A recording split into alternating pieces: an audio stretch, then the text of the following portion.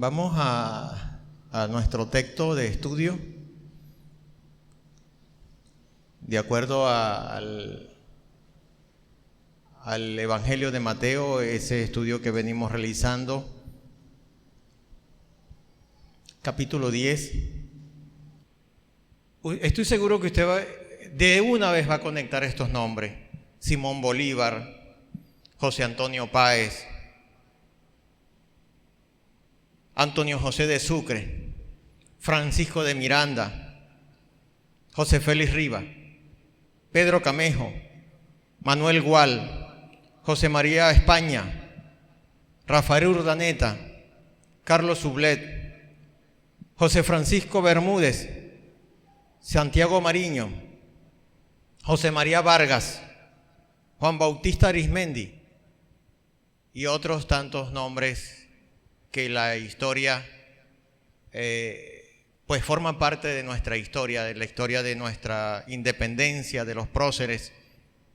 Pero hay muchísimos, que fueron importantes en las distintas batallas, que no conocemos sus nombres, que también dieron sus vidas en los campos de batalla. Por cierto, Simón Bolívar destaca que en un momento histórico en que se ordenó el desalojo de la ciudad de Coro, hubo una familia. Él la llama una familia humilde. No hay registros de nombre de esa familia, no hay registros de apellido de esa familia, que decidió quedarse en la ciudad. Y fue la familia que auxilió a Francisco de Miranda, pero no hay más registros de ello. Muchos zapateros, pulperos, barberos, esclavos y mujeres se unieron al ejército patriota, pero no hay registros de sus nombres, no como los que antes mencioné. Siguieron a Bolívar, a Miranda, a Páez y a personajes como los que mencioné anteriormente. Sirvieron de espías, imprimieron y repartieron panfletos revolucionarios. Sin ellos la independencia no hubiera sido posible. Pero no tenemos nombre de ellos. Fueron anónimos. No hay ni siquiera anécdotas, nombres, apellidos. Quedaron en el anonimato. Ningún historiador escribió sobre ellos. La historia no los honró, pero igual dieron sus vidas. Asimismo, encontramos en esta lista de apóstoles algunos nombres que solo quedaron los nombres, y son los que vamos a estudiar en esta mañana. He titulado mi tema de esta mañana: los discípulos desconocidos de Jesús. Eran discípulos de Jesús, pero casi quedaron en el anonimato. Fueron 3 de los 4 apóstoles del tercer grupo, menos conocidos que el resto. La Biblia no dice nada del carácter de ellos, no dice nada de la personalidad de ellos, no dice nada de la habilidad de ellos, no dice nada de los logros de ellos. Los encontramos en el versículo 3 del capítulo 10 de Mateo. Jacobo, hijo de Alfeo, Lebeo, por sobrenombre Tadeo, y Simón el cananista.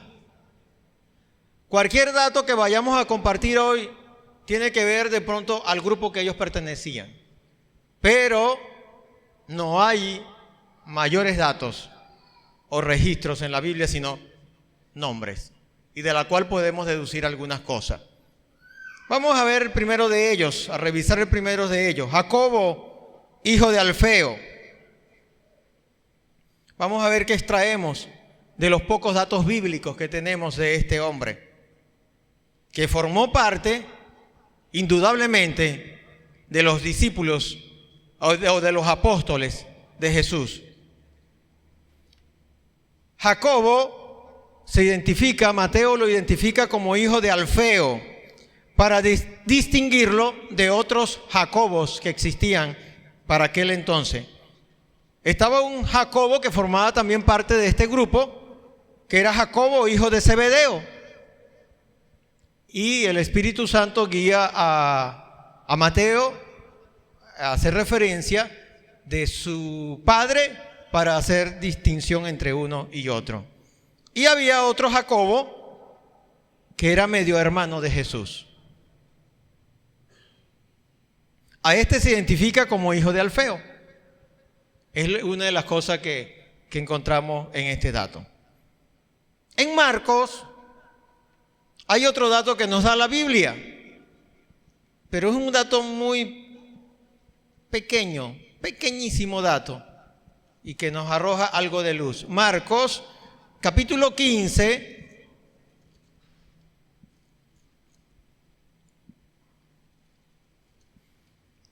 versículo 40.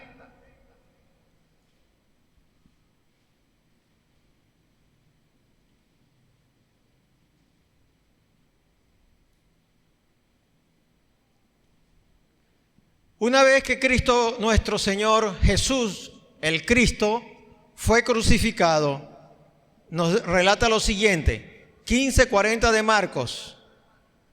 También había algunas mujeres mirando de lejos, entre las cuales estaba María Magdalena, María, la madre de Jacobo el menor. Es el dato extra que encontramos, que nos da Marcos. Lo llama Jacobo el menor. La palabra griega que traduce el menor es mikros, que significa el pequeño o el menor. Es otra forma como lo distingue la Biblia del otro Jacobo, el hijo de Zebedeo. Lo distingue como a este el menor. Hay tres posibilidades lo que pueda significar esta calificación que usa las Escrituras de llamarlo el menor. Tal vez era más bajito en estatura. Tal vez era más joven. O tal vez tenía una posición subordinada con respecto al otro, de menor categoría en influencia. Pero sabe que la Biblia dice algunas cosas de los menores. Vamos a tomar aquí esta relación para traer datos espirituales a nuestras vidas. La cultura judía tomaba en cuenta a los primogénitos. Incluso a la hora de heredar, el primogénito heredaba doble. Es decir, el mayor heredaba doble y el resto se le daba lo que le correspondía, de acuerdo a la herencia, pero al mayor, doble. Había un privilegio hacia el mayor. Pero hay datos bíblicos donde el Señor como que salta lo que dice la cultura en cuanto al menor. Por ejemplo, la Biblia muestra que en los tiempos de los jueces, Dios en una época histórica, en esos tiempos de los jueces, decidió levantar un libertador para librar a Israel de la opresión de naciones extranjeras. Y eligió a uno que era el menor de la familia. Se llamaba Gedeón. Era el menor. Jueces 6:15 lo registra. Este hombre era el menor. Le mandó un ángel y el ángel, hablando con él, le dijo que él iba a ser el libertador. Y el primer argumento que va, o en la primera excusa que va a usar Gedeón es que le dice: yo soy el menor. ¿Por qué no eliges mi hermano el mayor? Dios en la historia bíblica muchas veces se ha centrado en el menor. Cuando fue a elegir rey, mandó al profeta a elegir rey a la casa de una familia. ¿Se acuerdan ustedes? Relatos bíblicos en 1 de Samuel 16. Elige a David, que era el menor de la familia. Y así encontramos una larga lista: Salomón, Jacob y otros tantos más, donde el Señor eligió al menor, que no era la costumbre de acuerdo a la cultura judía. Hay una lección espiritual que nos trae las Escrituras en Mateo 18, si me puede acompañar con el texto bíblico, respecto a esto del menor.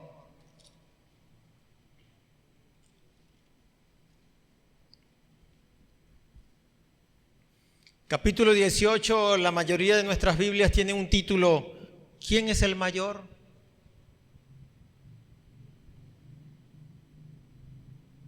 En aquel tiempo los discípulos vinieron a Jesús diciendo: ¿quién es el mayor en el reino de los cielos? Y llamando Jesús a un niño, lo puso en medio de ellos y dijo: de cierto os digo que si no os volvéis y os hacéis como niños, no entraréis en el reino de los cielos. Así que cualquiera que se humille como este niño, ese es el mayor en el reino de los cielos. Ahí está las lecciones espirituales con respecto a lo que es mayor y menor. No se conoce una sola palabra de Jacobo. No hay registro en la Biblia de Jacobo el menor. Ni siquiera una sola obra. Los padres de la iglesia, esto tiene que ver con la tradición, fuera de los registros bíblicos, dicen que este hombre, este apóstol, predicó en Persia, actualmente Irán, y allí murió crucificado. Allí murió como un mártir. Y fue fiel. De acuerdo a los datos de los padres de la iglesia, se mantuvo fiel hasta el final. Una cosa es cierto, de acuerdo a la Biblia: un día Jacobo se sentará en los 12 tronos para juzgar las 12 tribus de Israel, de acuerdo a Mateo 19, 28. Tenemos otro personaje en esta lista que venimos estudiando. Regresamos a Mateo 10, 3. Tenemos otro personaje desconocido, datos muy pocos, escasos en las Escrituras acerca de este hombre, y es Tadeo, también conocido como Lebeo, por su sobrenombre Tadeo. Es el segundo de la lista. Lucas, el historiador Lucas, quien escribe 2 libros del Nuevo Testamento, escribe su evangelio, llamado como el evangelio, reconocido como el Evangelio de Lucas, y escribe el libro de los Hechos. Es escrito por el mismo historiador. Lucas lo llama Judas. A este que conocemos como Lebeo, Tadeo, él lo llama Judas. Revisemos un momento, o corrobore conmigo, en Lucas 6, versículo 16.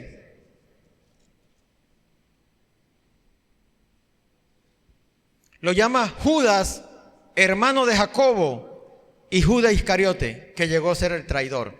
El primer Judas lo llama Judas, hermano de Jacobo.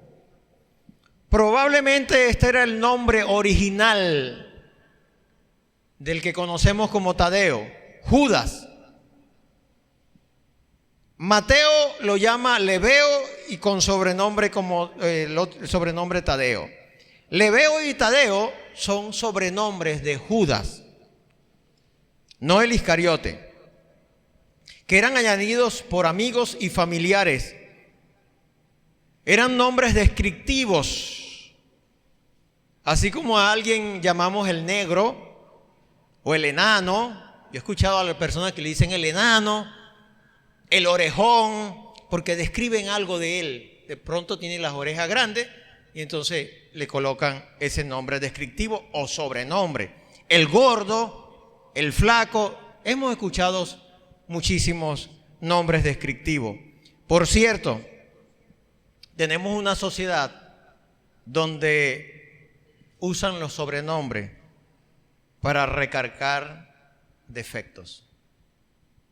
El psicólogo cristiano Jim Dobson sostiene que la escuela, el ambiente escolar, tiende a ser cruel con aquel que presenta algún aparente defecto físico o de alguna otra manera, y le colocan sobrenombres. Sobrenombres que van a afectarlo, sobrenombres que son crueles. Palo de escoba, si es delgadito. Espagueti. ¿Ustedes lo han escuchado? Sobrenombres así. ¿El sobrenombre es bíblico? Sí, pero no de esa manera. Porque el mismo Jesús le colocó un sobrenombre a Pedro. El nombre de Pedro es Simón, no es Pedro. Y Jesús le colocó ese sobrenombre. Pero si revisamos el significado, es algo que dignifica. Un sobrenombre que da valor. Y no como se suele usar en nuestra sociedad. Y tal vez usted es uno de esos. Lo han usado contra usted o usted lo ha usado contra alguien. Pero no es el sentido cristiano. Tadeo, este es un sobrenombre. Tiene una raíz no griega, sino hebrea, que significa niño de pecho. Es un coloquialismo que se usaba en los tiempos en que vivió Jesús y esta sociedad, que significa, tiene la idea de el bebé. Y es adulto. Y es más, tiene hijos y todavía lo llaman el bebé. El niño. Yo he escuchado por acá que lo llaman el cubo. De donde yo soy lo llaman el bordón. Se refiere al menor. Es un sobrenombre. Más o menos esa es la idea de ese nombre o ese sobrenombre Tadeo. Lebeo, que es el otro sobrenombre que menciona Mateo, significa, también viene de una raíz hebrea, no griega. Aunque este escrito fue hecho en griego, su documento original tiene una raíz hebrea que significa niño de corazón. Probablemente sugiere que este hombre era amoroso y por eso lo llaman así. Probablemente sugiere que era valiente, pero también sugiere que era generoso. Esa idea de ese sobrenombre. De aquí tomamos algunas lecciones del sobrenombre Lebeo, que refleja tal vez algo de su personalidad, algo de su carácter, algo de su forma de ser, como un hombre que da, que se caracteriza por dar más que por tomar más. En el reino de Dios se da. Solemos aprender a dar pero no dar por obligación, sino dar por generosidad. Y veamos un ejemplo que da el apóstol Pablo sobre este concepto de la generosidad en 2 Corintios capítulo 8. El apóstol Pablo estaba recogiendo una ofrenda en toda una región próspera de aquel antiguo imperio romano, porque había una región que estaba sufriendo económicamente, una región como el caso venezolano. Si el apóstol Pablo estuviese aquí, tal vez estuviese visitando las zonas europeas, zonas de Norteamérica, Canadá, Estados Unidos, y recogiendo una ofrenda para traerla a Venezuela. Había una región deprimida económicamente, como lo era Palestina, y el apóstol Pablo estaba visitando una región con prosperidad económica para llevar recursos a esa otra zona. Y escribe la segunda carta a los Corintios, capítulo 8 y capítulo 9, donde explica sobre ese tema de la ofrenda. Y vamos a revisar algunos versículos y extraer algunos principios que tienen que ver con la generosidad, porque Pablo habla aquí de la generosidad. Vamos a leer versículo 1, capítulo 8 de 2 Corintios, versículo 1 hasta el 6. Asimismo, hermanos, os hacemos saber la gracia de Dios que se ha dado a las iglesias de Macedonia, que en grande prueba de tribulación la abundancia de su gozo y su profunda pobreza abundaron en riquezas de su generosidad. Pues doy testimonio de que con agrado han dado conforme a sus fuerzas, y aún más allá de sus fuerzas, pidiéndonos con muchos ruegos que les concediésemos el privilegio de participar en este servicio para los santos. Hay algo interesante. La Biblia, el Nuevo Testamento, define santos a gentes viva. Usted no necesita morirse para que lo beatifique alguna institución religiosa, entonces ya es un santo. Aquí son personas vivas. Es decir, la iglesia de Jesucristo. Si usted ha venido a Cristo como su Salvador, usted es un santo. Pero usted de pronto se sorprende. Yo un santo si todos los días peco, me equivoco. Sí, la Biblia dice que usted es un santo. Hay tres etapas de la santidad. Una es en el momento que vino al Salvador. Se le imputa la santidad de Dios mismo, la santidad de Cristo mismo. Y hay otra etapa que es una santidad progresiva, que a partir de entonces comenzamos a correr una carrera, en la carrera de la santidad, donde nos encontramos con una lucha interna con nuestros deseos pecaminosos, mundanos, carnales, pero vamos en una carrera progresiva de la santidad. Y una santidad final en el momento que Cristo viene por nosotros o enfrentamos la muerte y vamos a la presencia de Él. Pero aquí menciona a los santos. Seguimos leyendo. Y no como lo esperábamos, sino que asimismo se dieron primeramente al Señor y luego a nosotros por la voluntad de Dios. De manera que exhortamos a Tito para que tal como comenzó antes, asimismo acabe también entre vosotros esta obra de gracia. Todo el capítulo 8, todo el capítulo 9 tiene que ver con esas ofrendas de las que menciona Pablo.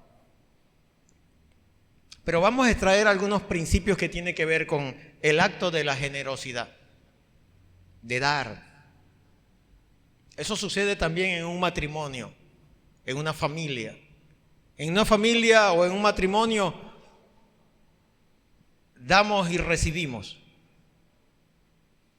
El que solo recibe es un egoísta. Y el puede destruir su vida matrimonial. Debe haber un equilibrio entre dar y recibir, y tiene que ver mucho con la generosidad. Esto aplica familia, aplica matrimonio, nuestra relación con nuestros hijos, la iglesia, como ciudadanos. El primer principio que podemos destacar en esta mañana sobre la generosidad es que es un acto de gracia. La generosidad es un acto de la gracia de Dios. Así lo llama Pablo en el versículo 6 de 2 Corintios 8. De manera que exhortamos a Tito para que tal como comenzó antes, asimismo acabe también entre vosotros esta obra de gracia. Es decir, lo produce Dios mismo en nuestro corazón. La tendencia humana es no dar. Y llamamos bendición cuando recibimos. Ay, tengo una bendición porque recibí algo, y no cuando doy. Pero de acuerdo a las Escrituras es una gracia. Dar es una gracia. Y produce gozo. Dar. De acuerdo al versículo 5, es un resultado de darnos a Dios. Yo me doy a Dios, a Él me entrego, y entonces también me desprendo de bienes materiales para dar a otro. Versículo 5. Y como lo esperábamos, sino que asimismo se dieron primeramente al Señor. El apóstol Pablo estaba hablando a los corintios de otra iglesia, la iglesia de Macedonia, que no era una iglesia próspera económicamente, era una iglesia pobre. La mayoría de sus integrantes eran personas pobres. Pero ellos le rogaron a Pablo que les diese Pablo la oportunidad de ellos también dar y ayudar a los hermanos que estaban en Palestina, en la zona de Palestina. Le rogaron, no como muchos predicadores modernos que manipulan a la audiencia, a la iglesia, para que dé. Y le meten una llave, y cuando el hermano se rinde, entrega la cartera. Muchos predicadores modernos están haciendo eso. Vemos a Pablo que era como, y ellos le rogaron al apóstol que le diera la oportunidad de dar. Actualmente existe una teología metida dentro del pueblo evangélico conocida como la teología de la prosperidad, que te hablan de que en la medida que das te vuelves rico. Pero ¿quiénes se vuelven ricos? Los predicadores, los pastores, para vergüenza nuestra, lo digo. No es lo que está en las Escrituras, no es lo que enseña aquí el Espíritu Santo a través de Pablo. Han hecho de esto un negocio, lamentablemente. Han hecho del Evangelio un negocio. Los mercaderes de la piedad, lo llama Segunda de Pedro, ya lo estaba profetizando Pedro, y los llama los mercaderes de la piedad, así los llama en el capítulo 2. De acuerdo los versículos 1 al 4, el tercer principio es que es un acto voluntario, porque me nace dar, porque lo hago voluntariamente, y no porque alguien me manipule la conciencia, sino es un acto voluntario. Versículo 1 al 4. Asimismo, hermanos, hacemos saber la gracia de Dios que se ha dado a las iglesias de Macedonia, que en grande prueba de tribulación, la abundancia de su gozo y su profunda pobreza abundaron en riquezas de su generosidad. Pues doy testimonio de que con agrado han dado conforme a sus fuerzas, y aún más allá de su fuerza, pidiéndonos con muchos ruegos que les concediésemos el privilegio de participar en este servicio para los santos. Y el 9:7 dice, cada uno dé como propuso en su corazón, no con tristeza ni por necesidad, porque Dios ama al dador alegre. Algunos principios. Tenemos 2 grandes capítulos interesantes, muy ricos, sobre este tema del dar, de ser generoso. Es importante, estimados hermanos, que el dar es un antídoto contra la avaricia. Si yo quiero curar mi corazón o tener mi corazón sano de la avaricia, debo comenzar a dar. No le estoy diciendo que dé a la iglesia, dar. Dele a alguien. Alguien que tal vez tenga una necesidad y yo pueda cubrirla. Darle a ese alguien. Es una forma de inyectarme contra la avaricia y cuidar mi corazón de la avaricia. Regresando a este personaje, Tadeo, hay unas palabras. De él se encuentran registradas en la Biblia unas palabras. De los 3, del único que se registran unas cortas palabras en la Biblia es de Tadeo. Y está en Juan 14:22.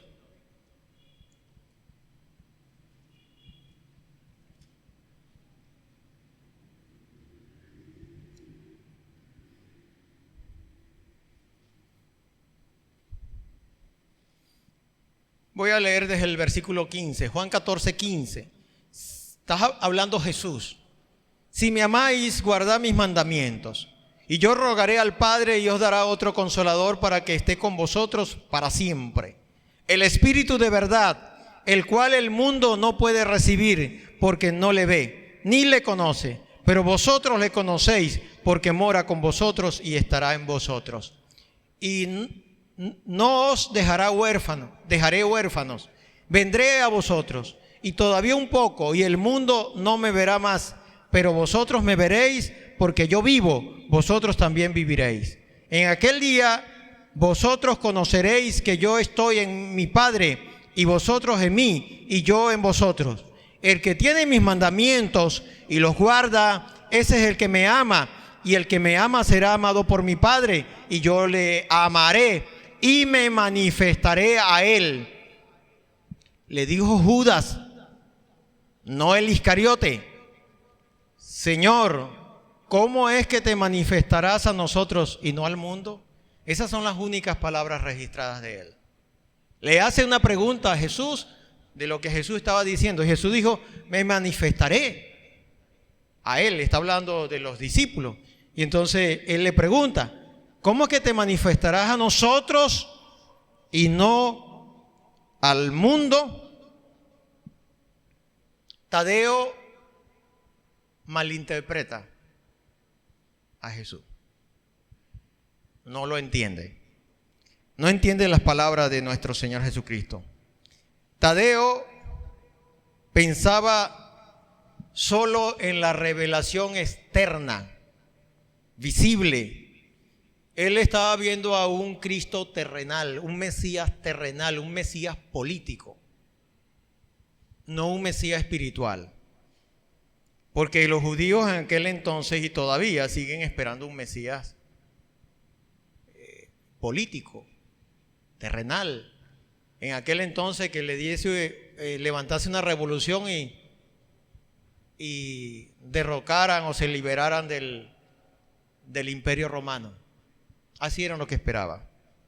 Y con esa mente interpretó a Jesús, o lo malinterpretó. Él esperaba que Jesús se revelara a los grandes líderes políticos y religiosos, y no tanto a un grupo tan insignificante como ellos. Por eso le dice esas palabras. Es responsabilidad suya, óigame bien, y es responsabilidad mía interpretar las palabras de Dios. Hacer todo el esfuerzo porque nos acerquemos a lo que realmente quiso decir el Señor. No lo que yo quiero que diga la Biblia. En la ciencia de la teología existen dos palabras que se utilizan los teólogos. Una de ellas es exégesis.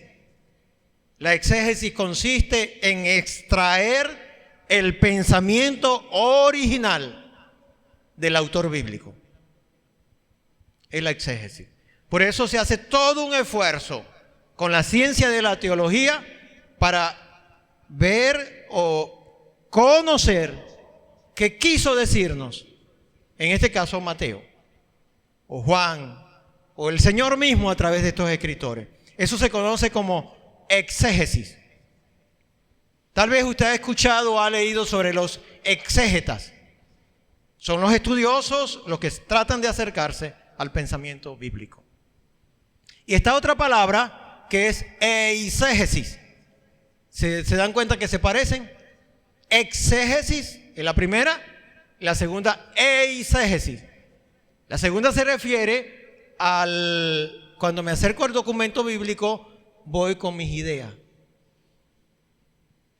Y entonces defender mis ideas con retazos de la Biblia. Busco por allá textos de la Biblia para defender mis ideas, aunque no es lo que el escritor quiso decir. Es responsabilidad suya y es responsabilidad mía ser exégetas. Es decir, interpretar lo que el Señor quiso decir como lo quiso decir. No como Tadeo, que él tenía otra idea de las revoluciones políticas y así interpretó a Jesús. Observemos la respuesta de Jesús. Este hombre estaba equivocado, sin embargo Jesús fue tierno con él. Algo más voy a agregar antes de leer la respuesta de Jesús. Estudiar la Biblia. Estoy de acuerdo con lo que escuché de un pastor, que él dijo esto: estudiar la Biblia es como comer pescado. Hay que ser cuidadoso.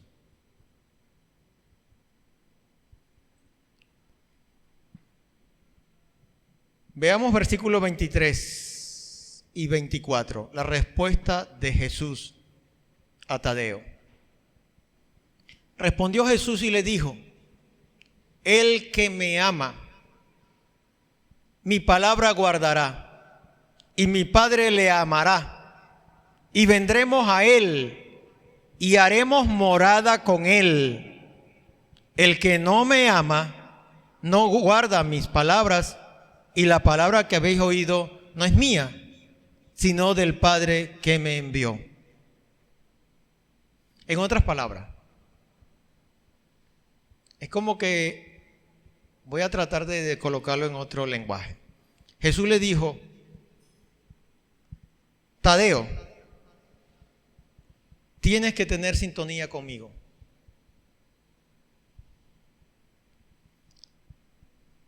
Hay un mundo que no está en sintonía. Si usted regresa a la pregunta de Tadeo, él dice: te vas a manifestar a nosotros y no al mundo. Hay un mundo que no está en sintonía con lo espiritual, con el pensamiento de Cristo. Lo podemos ilustrar con las ondas de radio, las ondas de la televisión o del internet. Estamos rodeados de ondas electrónicas. ¿Qué se necesita para ponernos en sintonía con esas ondas? Uno de ellos es tener un dispositivo adecuado, ¿verdad? Jesús está diciendo que hay un dispositivo adecuado a las ondas espirituales que nos rodean. ¿Sabe cuál es? amarlo a Él. Es el dispositivo adecuado. Si me ama, el que me ama, a Él me revelo. Él está en sintonía conmigo. Pero el amor de amar a Jesús no es un amor romántico. Mira el versículo 24. Dice que es el que guarda su palabra. Es el que le ama. Y guarda la palabra de Cristo voluntariamente. Le gusta hacerlo. No es como el chavo así sacudiendo los pies. No. Tenemos el tercer personaje. Regresando a Mateo, la lista de Mateo, Mateo 10. Iniciando el versículo 4. Simón el cananista, así lo llama Mateo. Esta palabra cananista es una transliteración del hebreo, canna. De ahí se translitera y lo tradujeron o lo pasaron al español, al griego y al español, como una transliteración. Significa ferviente, significa celoso, y es de la palabra griega celotes, que significa fanático. Lucas, cuando él hace la lista, Lucas, el historiador, en Lucas 6:15 y Hechos 1:13, lo llama Simón el celote. Así lo llama. No como Mateo. Mateo lo llama el cananista. Él lo llama Simón el celote. ¿Quién era un celote? En la sociedad en la que vivió Jesús, allí en Palestina, existían 4 partidos. 3 de ellos eran religiosos y 1 era político. Los fariseos, los saduceos, los esenios y los celotes. Indudablemente que pertenecía a uno de esos grupos, al grupo de los celotes. Era uno de los grupos dominantes en Judea. Era un grupo guerrillero. Indudablemente que era un guerrillero. Jesús llama a su fila un guerrillero. Este grupo solía atacar por sorpresa a los puestos y patrullas romanas. Generalmente recurrían al terrorismo. Flavio Josefo, un historiador del primer siglo, los llamó sicari. La palabra latina, sicari, de ahí viene sicario. Eran personas que generalmente acuchillaban por la espalda, asesinaban con frecuencia. En los tiempos de Jesús hubo un líder celote excepcional, se llamaba Judas, y lo mencionan los evangelios. Este grupo guerrillero, los celotes, defendieron la fortaleza herodiana en Masadas, dirigidos por un líder de ellos llamado Eleazar. Y en el año 72 de nuestra era cristiana, ese grupo cayó, fue abatido, fueron destruidos y desaparecieron para siempre los celotes. Simón era uno de ellos. Interesante que Jesús lo trajo a su grupo y Jesús trajo a Mateo a su grupo. Eran enemigos a muerte. Políticamente eran enemigos a muerte. Uno era vendido al Imperio Romano porque era un publicano, un cobrador de impuestos, que le cobraba impuestos a sus compatriotas para entregárselo al Imperio Romano. Y el otro era un guerrillero. Y convivieron juntos. ¿Qué les parece? Lo que hace nuestro Salvador. Dos enemigos, políticamente enemigos, y los trajo al mismo grupo. Interesante, cada vez que leemos las listas, el Espíritu Santo nos presenta, menciona a Simón el Celote al lado de Judas Iscariote, al lado de él. Los dos eran de la misma clase, políticamente, su forma de pensar.